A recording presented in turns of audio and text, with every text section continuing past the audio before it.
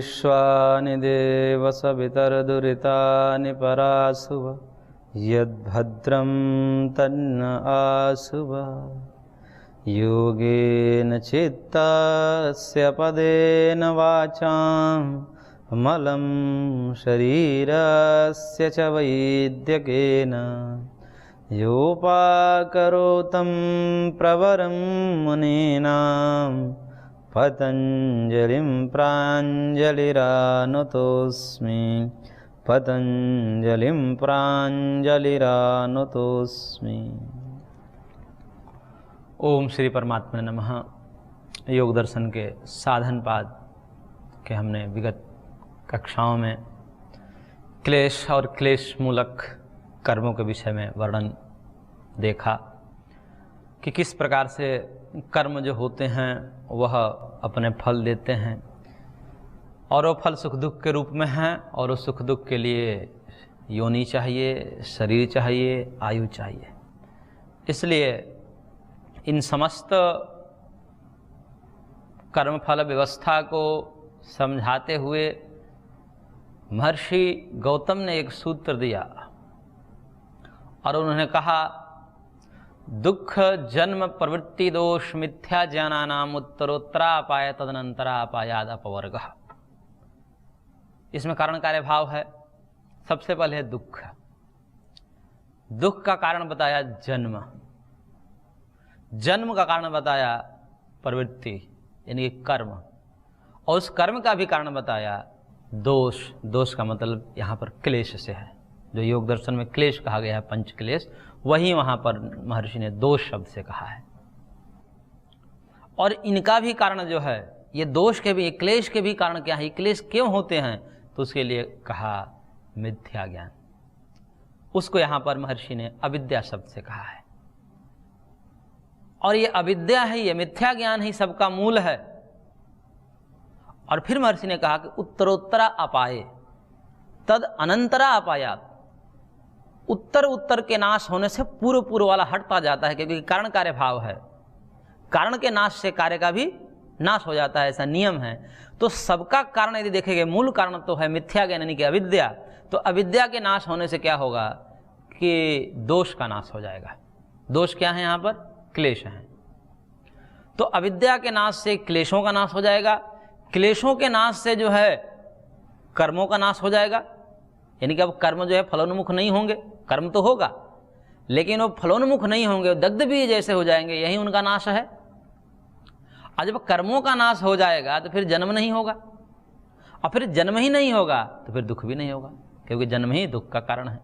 इस प्रकार से ये पूरा दुख रूपी महल जो है वो धराशायी हो जाता है। और यह दुख रूपी महल जो है खड़ा किस पर है? अविद्या पर, अविवेक पर, मिथ्या ज्ञान पर। और ये अविद्या क्या है? भगवान से विमुखता ही अविद्या है। यानी कि पूरा का पूरा जो दुख खड़ा हुआ है भगवान के विमुखता होने से खड़ा हुआ।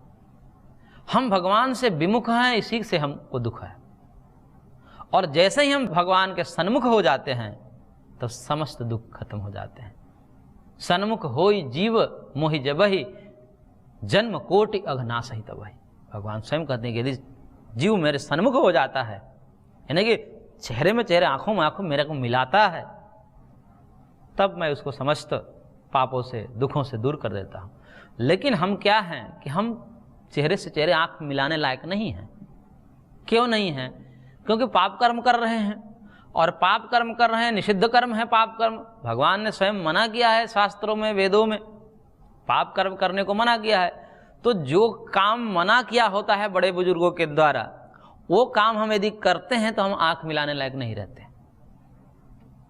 जैसे बच्चे होते हैं, बच्चे को होमवर्क दिया जाता है कि बच्चा कल जो है ये गृह कार्य करके लाइएगा। अब उसने जो है गृह कार्य करके नहीं लाया, अब वहां पर वो भयभीत रहता है। वो यही मनाता है कि आज वो जो शिक्षक होमवर्क दिया था वो बीमार पड़ जाए, ना आए, किसी कारणवश बीमारी का बहाना लेके। वो जाकर ही पहले पूछता है कि वो शिक्षक आया है कि नहीं है। बच्चों से पहले पता करता है, देखता है। यदि आया है तो फिर उसे बचकर रहता है, कहीं देख ना ले, फिर वो पूछेगा। और क्लास में यदि आ जाए वो शिक्षक अब उसने होमवर्क नहीं किया है तो वह जो है अपने मुंडी को नीचे गाड़ा हुआ है इसे, कि कहीं देख न ले, कहीं नजर न पड़ जाए। ऐसा क्यों हो रहा है? वो क्यों नहीं मिला पा रहा है अपने आंखों में आंख उसके? क्योंकि वो जो कहा था उसने नहीं किया, जो विधि किया था उसने कि ये करना है आपको, नहीं किया। इस कारण से वो आंखों में आंख नहीं मिला रहा है, बच रहा है उससे।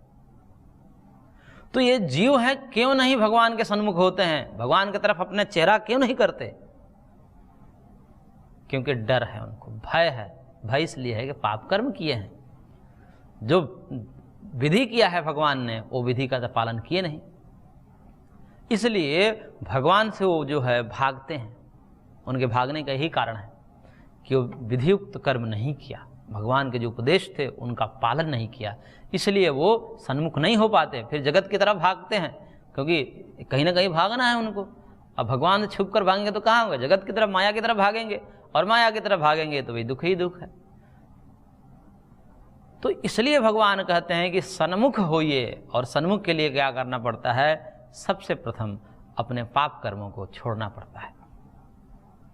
और जैसे ही पाप कर्म छोड़ते हैं, बाकी शेष पाप कर्म तो हमारे संचित कर्म में है, जन्म जन्मांतर से है, लेकिन वर्तमान कर्म जो हमारा है क्रियमाण कर्म, इस जन्म में यदि हम पूरी तरह पाप से निवृत्त हो जाते हैं, तब भगवान के सामने हम सन्मुख की स्थिति में आ जाते हैं। तब सन्मुखता होती है, तब भगवान के भजन, भगवान का ध्यान, भगवान का गुणगान करने में मन लगने लगता है, रुचि होने लगती है। और ऐसे रुचि जब बनती है धीरे धीरे, तब भगवान कृपा करते हैं, और कृपा करके उसके जो भी संचित कर्म थे, जो भी क्रियमाण थे, सबको नष्ट कर देते हैं, और नष्ट करके उसके निष्पाप कर देते हैं, और निष्पाप करके जो है समस्त दुखों से रहित स्वरूपावस्थिति को प्राप्त करा देते हैं। तो इस प्रकार से ये भगवान के सन्मुखता और विमुखता पर ये पूरा दुख आधारित है। ये सुख दुख जो है भगवान के सन्मुखता और विमुखता पर ही आश्रित हैं।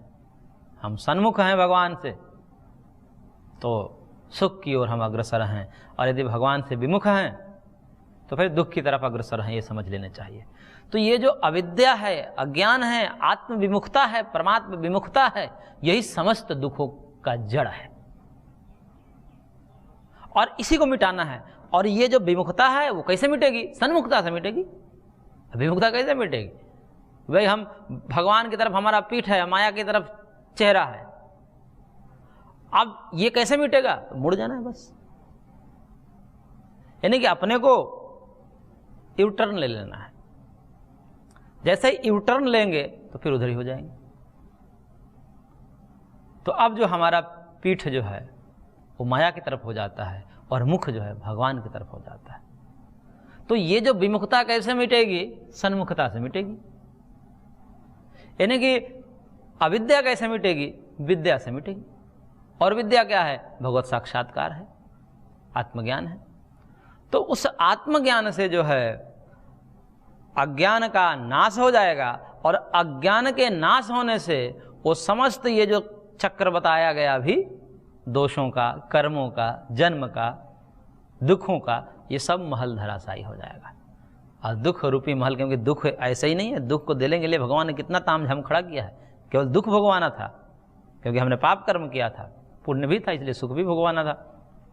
तो सुख दुख दोनों भोगवाना था, उसके लिए क्या किया भगवान ने? शरीर बनाया, उसमें आयु दी, फिर उसमें जो है भिन्न प्रकार के सामग्री और संसाधन दिए, फिर उससे सुख दुख हो रहा है। तो केवल सुख दुख ही भोगना है, पुण्य पाप कर्मों का फल सुख दुख ही है, और उन्हीं को भोगने के लिए सारा महल खड़ा होता है, जंजाल खड़ा होता है। और सारे के सारे जंजाल तत्व ज्ञान होते ही, तत्व ज्ञान से मिथ्या ज्ञान, अविद्या के नाश होने से सब नष्ट हो जाते हैं, और इस प्रकार से व्यक्ति मुक्त हो जाता है, आनंद की प्राप्ति करता है, दुखों के संपर्क से सदा सर्वदा के लिए छूट जाता है। इसी को मुक्ति, इसी को कैवल्य कहा गया है। तो इस प्रकार से यहाँ पर सती मूल तद्दीपा को जात्यायुर्भोगा, इस 13 नंबर सूत्र में हमने पूर्व में कहा। अब उसी को सार रूप में कहते हैं, सूत्र संख्या 14 में महर्षि कह रहे हैं, ते ह्लाद परिताप फलाह पुण्या पुण्य हेतुत्वात्। ये जितने भी कर्म बताए गए हैं, चाहे वो क्रियमाण कर्म हो, अथवा प्रारब्ध कर्म हो, अथवा संचित कर्म हो। ये जितने भी कर्म हैं वो मिश्रित होते हैं, उसमें सुख दुख दोनों को मिलाकर के ही कर्म कहा जाता है। सुख दुखात्मक होते हैं कर्माशय, और उन सुख दुख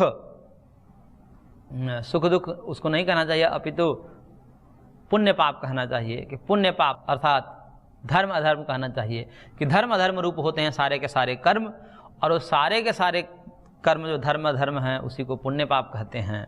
और उसी को यहाँ पर महर्षि ने कहा कि उसका फल क्या होता है, ह्लाद परिताप फला। ह्लाद मतलब सुख और परिताप मतलब दुख। और यह पुण्य अपुण्य हेतुत्वाद, पुण्य और अपुण्य हेतु वाले होते हैं। यानी कि पुण्य हेतु से, पुण्य रूपी कारण से सुख होता है, पाप रूपी कारण से दुख होता है। जितने कर्मों की बात करें उन कर्मों में यदि पुण्य अधिक है तो सुख अधिक होगा, पाप अधिक है तो दुख अधिक होगा। सीधा सीधा सा फंडा है। इसलिए बाकी समझ में आए अथवा ना आए, इतना स्पष्ट महर्षियों ने कहा है कि पुण्य का फल सुख होता है और पाप का फल दुख होता है। इसलिए विगत सूत्र में एक बहुत ही बढ़िया बात कही थी भाष्यकार ने, और वो बात ये थी कि उन्होंने एक पंक्ति दी कि द्वे द्वे हवै कर्मणि वेदितव्य पापकस्येको राशि पुण्यकृतो अपहन्ति तदिच्छस्व कर्माणि सुकृतानि कर्तुम इहैव ते कर्म कवयो वेदयन्ते। उन्होंने कहा कि दो प्रकार के कर्म जानने योग्य हैं। पुण्य कर्मों के समुदाय पाप कर्म के समुदाय को नष्ट कर देते हैं अथवा उसको दबा देते हैं। इसलिए तू इस जन्म में सुकर्म करने की इच्छा कर, ऐसा विद्वानों का मत है, महर्षियों का मत है कि सदा सुकृत में ही व्यक्ति को लगे रहना चाहिए, क्योंकि सबको सुख अभिष्ट है। यदि सुख चाहिए तो पुण्य ही एकमात्र आधार है। सीधा सा फंडा है इसमें। इतना ही कोई समझ ले तो अपने जीवन को सुखमय बना सकता है कि हमें कोई भी पाप कर्म नहीं करना है। और पाप क्या क्या हो, नियमित अपनी दिनचर्या न करना भी एक पाप है। नियमित योगाभ्यास न करना, नियमित रूप से शरीर की साफ सफाई न करना, जो भी नित्य कर्म है, नित्य नैमित्तिक काम में 3 प्रकार के कर्म होते हैं मीमांसा के दृष्टिकोण से, उन कर्मों को न करना भी पाप होता है। यदि हम कर्म नहीं कर रहे हैं, मान लीजिए नित्य कर्म में प्रमाद कर रहे हैं, एक तो शरीर की दृष्टि से नित्य कर्म है व्यायाम आदि करना, शुचिता साफ सफाई करना, शौच आदि की प्रक्रियाओं को निर्वाह करना। यदि इसमें भी हम यदि प्रमाद कर रहे हैं तो ये भी पाप कर्म है, इसका भी फल दुख के रूप में आएगा। और बाकी आगे और बताए जाएंगे, अहिंसा आदि के रूप में उसका पालन न करना, उससे विपरीत आचरण करना, हिंसा आदि में रत रहना, ये भी पाप कर्म है।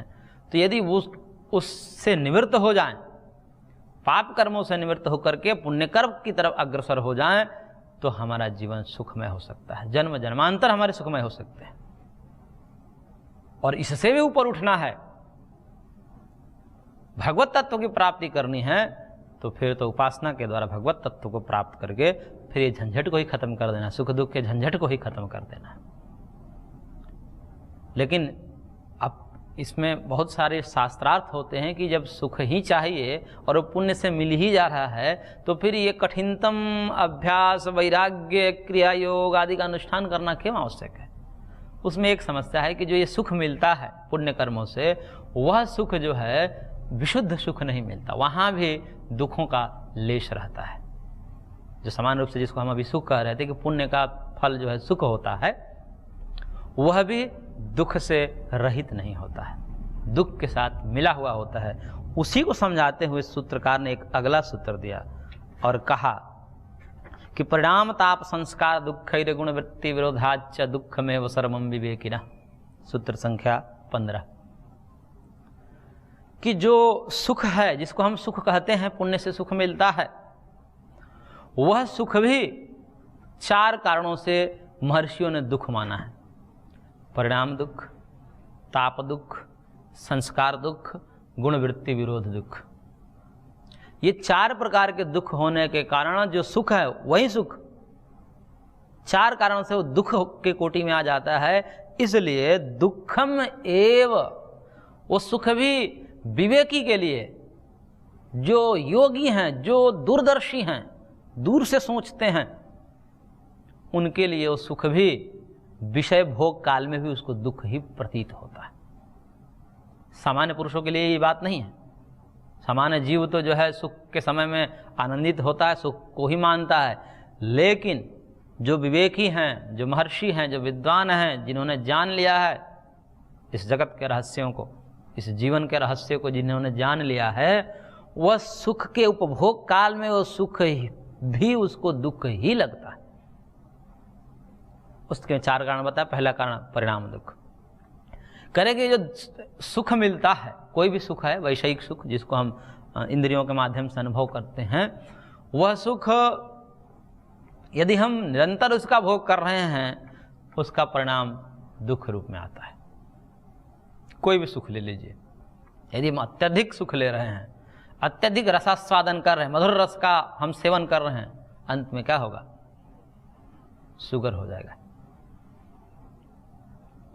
इसी प्रकार अत्यधिक हम जो हैं किसी भी इंद्रियों से सुख ले रहे हैं, वो इंद्रियां खराब हो जाती है, और जब खराब हो जाती है तो दुख ही दुख देती है।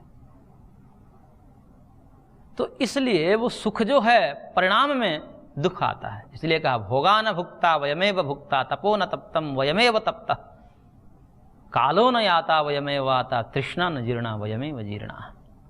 कि भोगों को हमने नहीं भोगा, अपितु भोगों ने हमको भोग लिया। क्योंकि यदि भोग को हम भोगते तो भोग खत्म हो जाते, भोग की कामना ही हमारे अंदर से निवृत्त हो जाती। लेकिन देखा तो ये जाता है कि मरणासन व्यक्ति भी मरते दम तक उसके अंदर तृष्णाएं बढ़ती जाती है। और देखा तो ये गया है कि कालक्रम से यदि भोग ही भोग करते जा रहे हैं तो युवा व्यक्ति की अपेक्षा से वासनाओं का प्राबल्य वृद्धावस्था में होती है, यदि संयमित जीवन नहीं जिया है तो। यदि भोग ही भोग में वो जीवन जिया है तो वृद्धों की हालात युवानों से भी बदतर हो जाती है। असंयमित जीवन का यह फल होता है। वो और ही कष्ट देते हैं, क्योंकि जितनी ही तृष्णा उतना ही कष्ट। तृष्णा क्या है? विषय सुख की कामना। विषय सुख की कामना, मेरे को ये चाहिए, ये चाहिए, ये चाहिए, नहीं तो मैं नहीं जी पाऊंगा। इस प्रकार के एक अभाव है अंदर में, एक पिपासा है, उसी को तृष्णा कहा जाता है। तृष्णा ऐसे प्यास को बोलते हैं, जैसे खूब प्यास लगी हो तो पानी पीने की जो इच्छा होती है, कामना होती है, उसी को तृष्णा कहते हैं। इसी प्रकार से कामना भोगी व्यक्तियों को विषयों की होती है, और उतना ही दुख होता है जितना प्यासे व्यक्ति को दुख होता है पानी के अभाव में। ऐसे ही भोगी व्यक्तियों को विषयों के अभाव में उनकी स्थिति होती है। तो जितनी ही तृष्णा उतने ही दुख। इसलिए कहा कि तृष्णा पर लगाम लगाइए। अब तृष्णा कैसे रुकेगी? भोग से नहीं रुक सकते, वो तो योग से ही होगी। भोगाभ्यास से तो इसी में महर्षि कहेंगे, उसको हम थोड़ा सा पढ़ेंगे, भाष्य तो लंबा है, लेकिन कुछ बातें महर्षि ने बड़ी बढ़िया कही है, तो उसको हम देखेंगे आगे। लेकिन हम परिणाम दुख का विचार कर रहे हैं कि परिणाम में यदि दुख मिल रहा है और वर्तमान में तात्कालिक रूप में यदि सुख मिल रहा है, तो वो सुख त्याज्य समझना चाहिए विवेकियों के द्वारा। यदि थोड़े देर के लिए सुख मिल रहा है, लेकिन आगे जो है लंबे समय तक उसका फल यदि दुख मिलेगा, तो विवेकी लोग उसको नहीं करते हैं, समझदार व्यक्ति उसका पालन नहीं करता है। और यदि वर्तमान में कष्ट लगे और आगे लंबे समय तक उसका फल ये होगा कि सुख होगा, तो उसका अनुष्ठान करते हैं विवेकी लोग। कि जब फायदे का सौदा करना है भाई, थोड़े से पैसे खर्च करके और बहुत सारे पैसे कमाए जा सकते हैं, तो यही करना चाहिए। थोड़े से लाभ लेकर के और फिर बहुत सारे पैसों की हानि यदि बर्बादी उसमें दिख रही है, वो काम नहीं करने चाहिए। ये सीधा सा फंडा है। इसी प्रकार से यदि थोड़े से दुख भी हो रहा है और उसका फल ये है कि आगे हमको लंबे समय तक सुख मिलेगा, तो उसका अनुष्ठान करना चाहिए। और इसके विपरीत यदि थोड़ा सा सुख मिल रहा है और आगे उसके परिणाम में बहुत सारा दुख दिखाई दे रहा है, तो उसे नहीं करना चाहिए।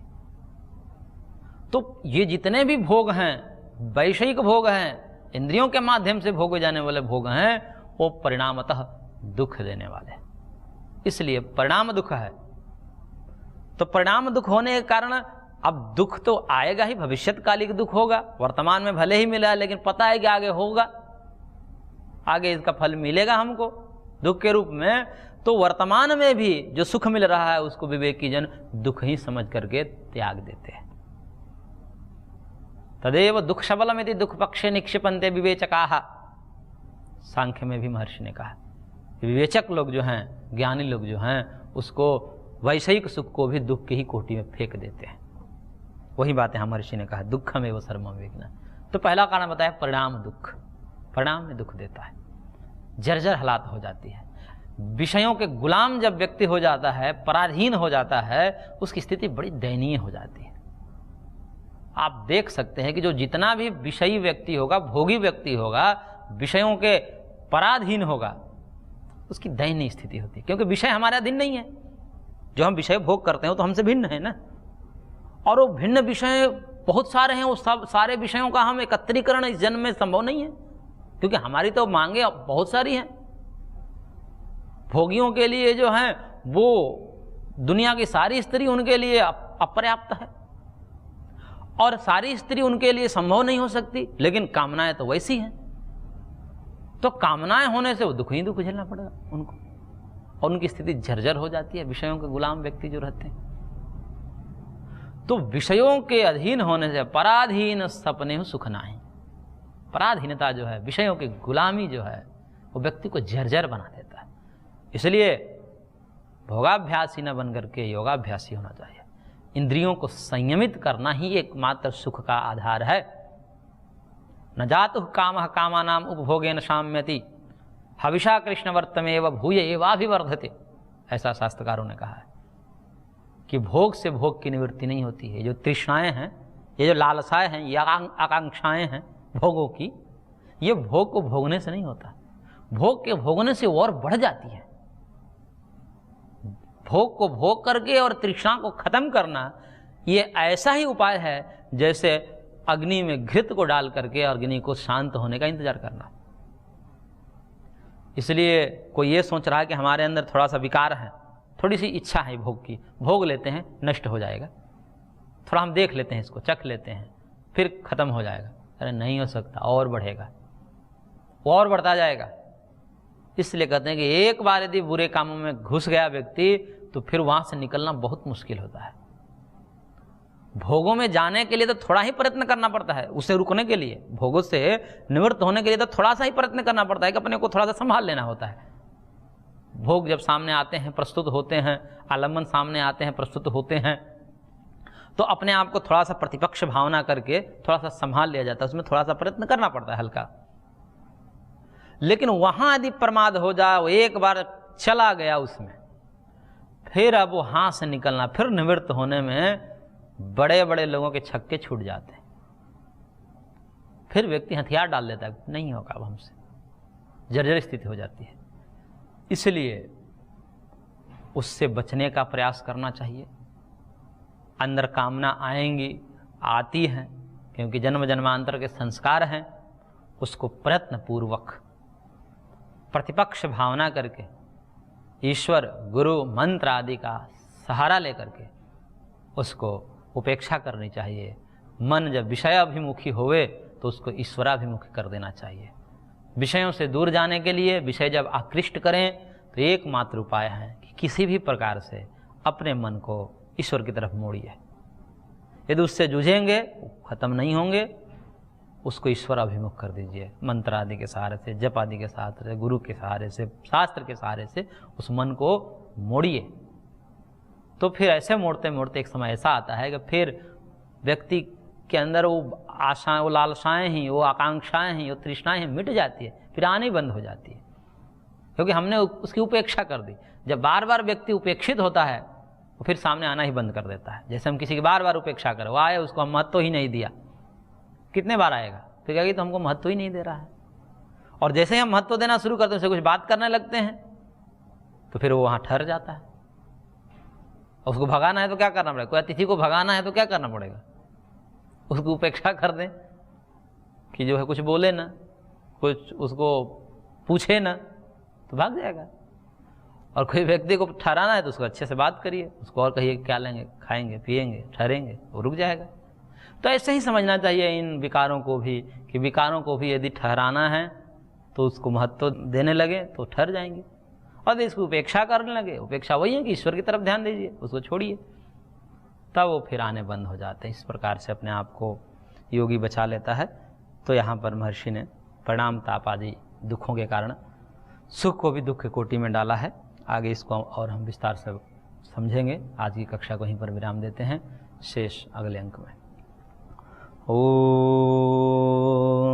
शांति शांति शांति।